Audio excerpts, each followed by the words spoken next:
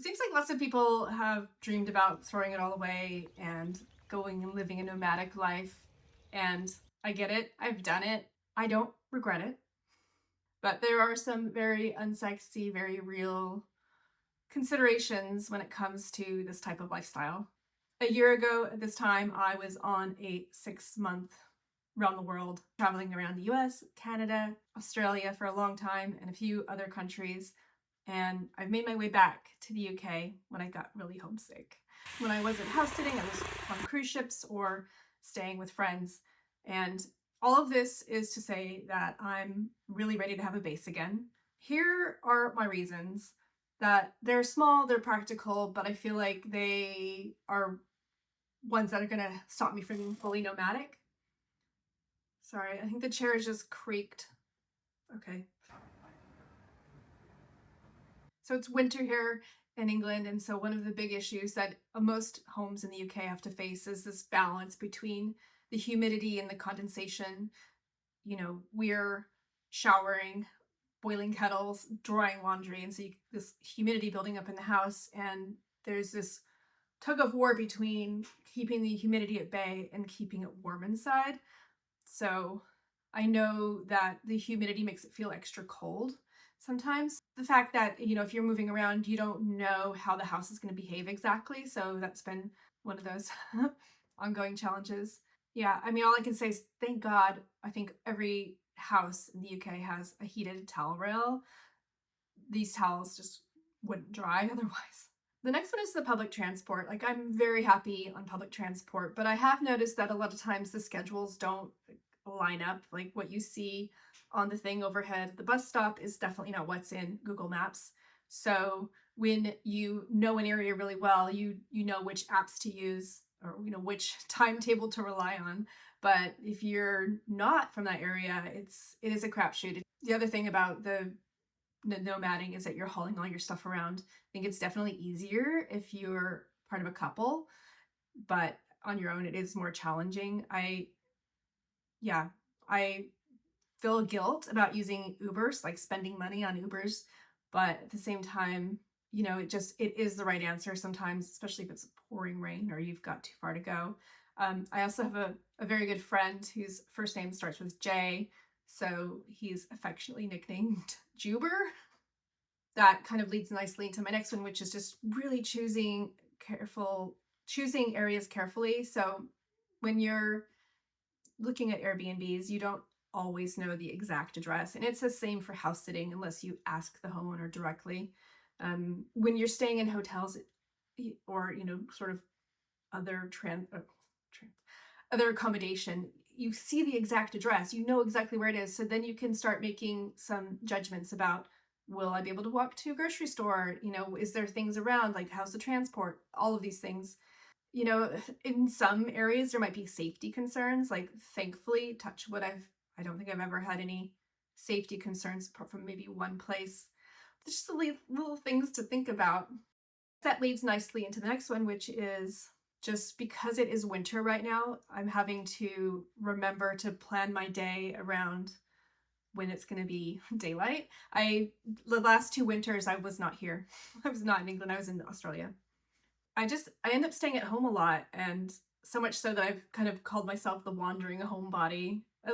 I'm happy staying in, but yeah, I also need to force myself to go outside, which kind of goes against the like, oh, if you're going to be a nomad, wouldn't you spend all of your time exploring? But when you're doing this like full time, this is your life, so you can't just be out of the house all the time. I've got to work, so there we go. I'm just curious if you've ever considered trying a nomadic lifestyle, you know, whether it's a month or longer, and what would you find challenging, and what are you most looking forward to?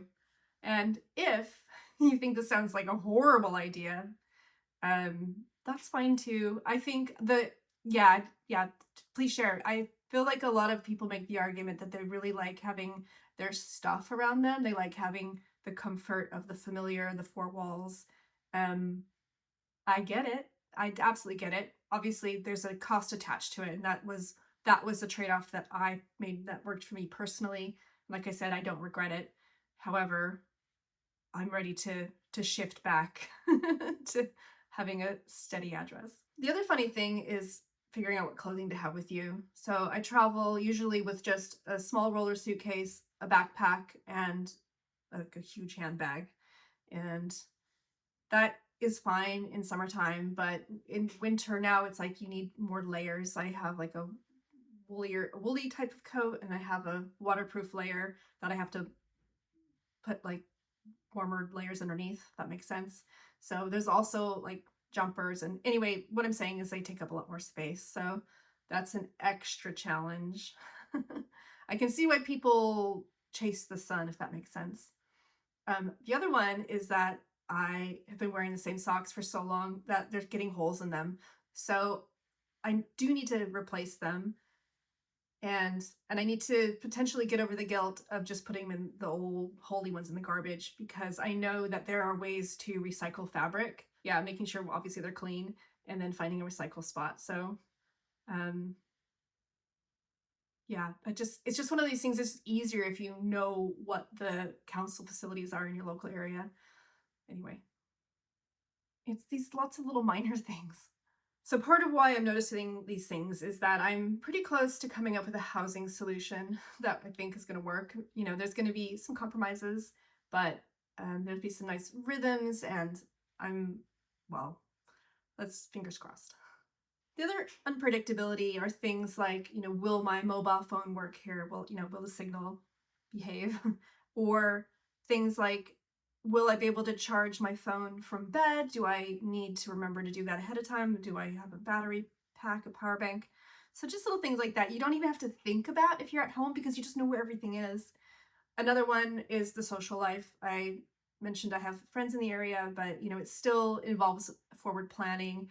And sometimes it's like, well, I have 3 weeks when I'm in your neighboring town. Another little one is the supermarkets. I feel like I spend a lot of time wandering around supermarkets because I don't know where things are. And I don't know if maybe it's just me because I was like extra relaxed. I don't know. But when I was in Australia, I can't remember if it was Coles or Woolies, but it just felt like you could find your way around these supermarkets much easier. Like things were just more predictable. I don't know if it was because they're more consistent size.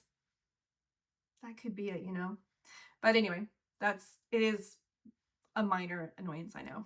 Well, related to that is all the whole food and like planning your meals and deciding like what you need to get, and no, don't buy too much because you don't want to be taking, well, it's a waste of money to keep leaving food behind, but yeah, having to rebuy the same things over and over again. That is one of the benefits of house sitting, though, is oftentimes they will just say help yourself to the oils and spices and things like that. Also, a lot of times, whatever is in the fridge, help yourself, you know, especially if it's, you know, going to go off by the time they're coming back. So that does help, but it's still unpredictable.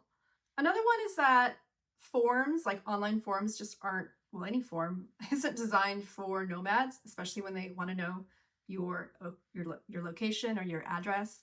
I've noticed that depending on what it is, I have to think, okay, do they need my mailing address? Do they need to know where I'm right now, like if I'm arranging a delivery? Or if I'm not sure when the delivery is coming, if I give them my next address. Another one that has been kind of annoying is that because I'm moving around, I'm not on the electoral register, so I can't vote. And the reason it's annoying is because that's one of the reasons I wanted to become a UK citizen in the first place. So yeah, it's just one of those kind of admin issues, but yeah. So I just want to say that being a nomad, especially in the UK, it's definitely not impossible. And I think it's worth going for it if that's something you want to do. I think people regret the things they didn't do. But there's a few micro annoyances, things that will mount up over time. So yeah, if you're considering doing this, yeah, please let me know. If you have any questions, please let me know. I'm writing more about this travel angle over on Substack, so I'll put the link in the description and I'll pin it in the comment. Yeah, I mean, these unsexy bits, they don't make everything worse, but it's just something to bear in mind. And maybe I should make a video about all the fun stuff too. But everyone has their own idea of what the fun stuff is, so anyway, stability sounds nice. Thank you for watching. Oh, and feel free to subscribe.